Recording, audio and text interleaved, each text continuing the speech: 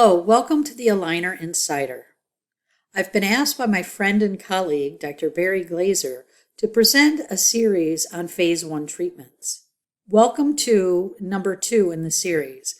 Today we're going to focus on Class 3 Phase 1 treatments. Historically, when we've treated Phase 1s and we've intervened early, we're trying to get the bones to be in a more harmonious growth. And typically it's either the lower jaw growing excessively or the upper jaw not growing enough. Today's focus is going to be those malocclusions that you feel are still in the realm that they're mainly dental in origin and the skeletal component of it is mild to moderate.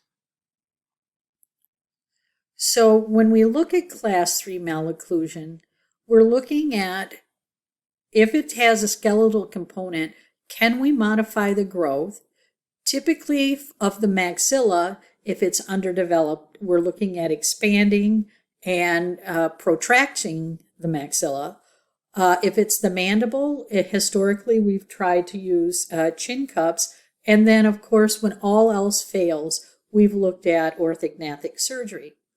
Now, today we're going to look at the dental component when the skeletal component is mild to moderate. So what we have tools in our toolbox, we certainly can use some Class 3 elastics. We can create some mandibular dental distalization. We can use meow mechanics and try to tip and rotate the occlusal plane, or we have the options of IPR or lower bicuspid or central incisor extraction. So these are typically the tools that we've had to use. Now, I like to, if I can get the patient in the office and I actually have the opportunity, if it's a developing Class 3 malocclusion, sometimes you can offer some control by just jumping the bite so that you don't have the continued force of the maxilla pushing the mandible forward or the posturing when it's a bite interference. Let's dive right in and look at our first patient, Jason. He's a 9-year-old male with the chief complaint of an underbite. And when we look at his extraoral photos, you can see that his lower incisors are forward of his upper incisors. And we can see quite nicely on the intraoral photos. This case, the Class 3 bite is the main problem. He may have some very mild crowding, but really it's the Class 3 anterior bite. You can look at his x-ray and you can see that his mandible is forward. And looking at his cephalometric data, in his centric occlusion, he has a -1 A and B. So looking at Jason, he has a Class 3 dental malocclusion. If there's a skeletal component here, I would consider it very mild. We can get him into a CR end-to-end position, and his crowding is slight to moderate. He has a nice broad arch form, but he also has a bit of a midline shift. So our treatment plan for Jason is going to be jumping the bite and obtaining a Class 1 AP and making a little more room for his canines, improve some mild alignment issues, and try to get his midlines closer to centered. The strategy that I'm going to use is Invisalign clear aligners with Class 3 elastics to help with the bite jump, and then clear attachments to aid in tooth movements. So here is the first ClinCheck that I have for him.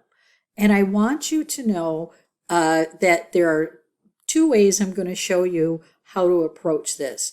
Now, in this particular case, I decided to glue bite opening turbos right onto his primary teeth.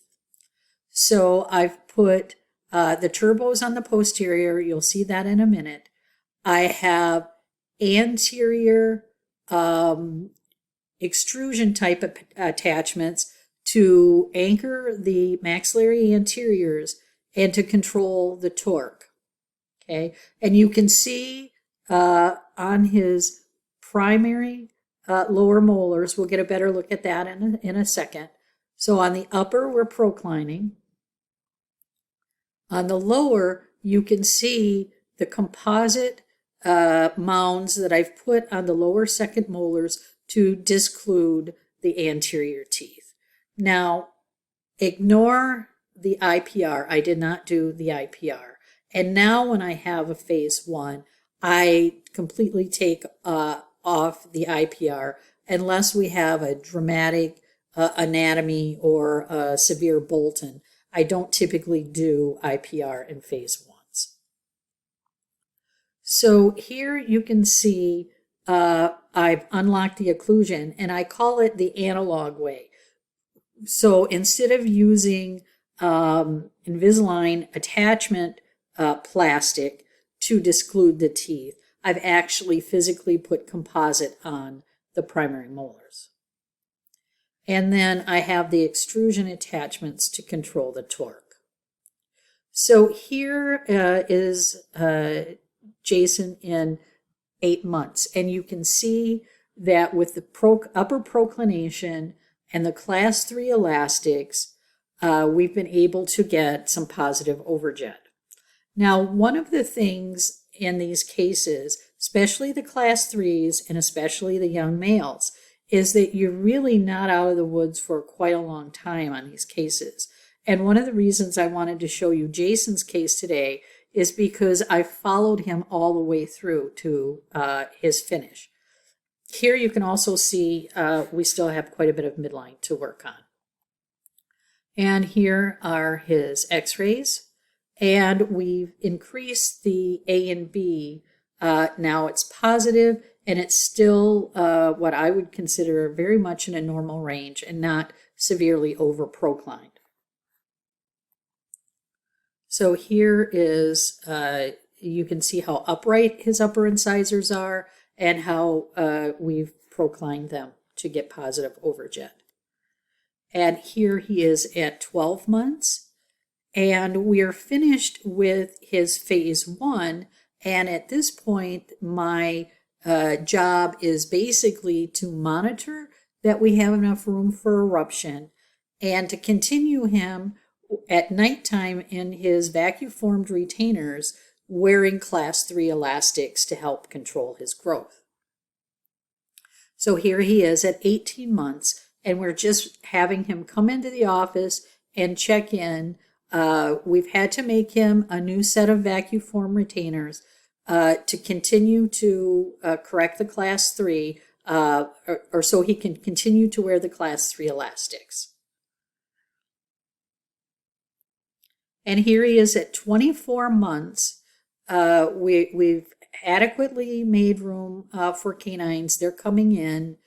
We still have nice arch form. His midline is still off, but we will address that in his phase 2. And here is our phase 2 ClinCheck. Okay, I've put button cutouts to enable me to run elastics to help extrude his canines. So let's play through this. I've changed to root control attachments on the central incisors to try to upright the roots. And we're going to vary how we run the rubber bands so that we get more class 3 correction on this left side than we do on the right side. So I would, in this case, perhaps wear the one rubber band at nighttime and the other one full-time. The other thing we have that you'll be able to see is we have some IPR built into this so that we can adjust the midline a little bit with IPR as well.